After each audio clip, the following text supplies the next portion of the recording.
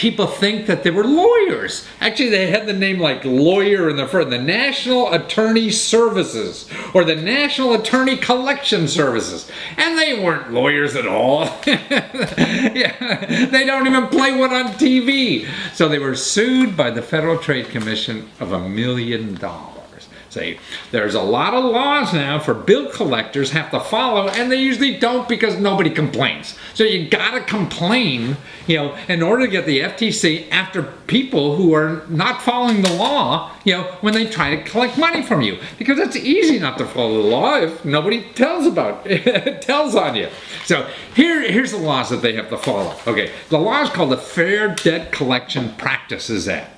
Okay, and you actually, before they get sued by the Federal Trade Commission, collect $1,000 just by reporting them, because they didn't follow one of these rules. And here's the rules. Okay, debt collectors cannot call you before 8 a.m. or after 9 p.m. So before 8 o'clock in the morning or 9 o'clock at night, they got to leave you alone. Okay, they cannot call you at work if you told them that calls like this are not allowed at work. So they can't harass you in your workplace if you tell them, hey, my employer doesn't allow calls like this, so that's against the law, and you get $1,000 from turning them in. Okay, and they cannot call you if you send a letter to tell them to stop calling you, even if you don't owe the money. So you owe money, and just write a letter, then they can't call you. Okay, they cannot harass you with threats of violence or harm,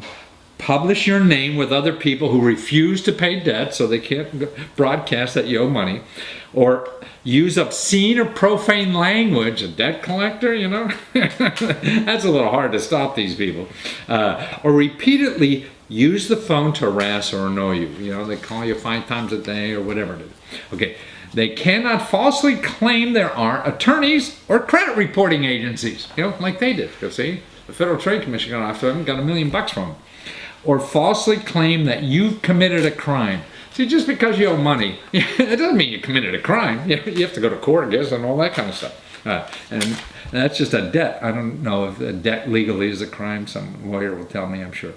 They cannot misrepresent the amount of money that you owe.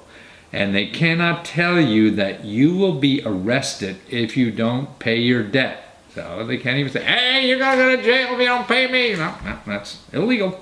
And they cannot give false credit information about you to anyone.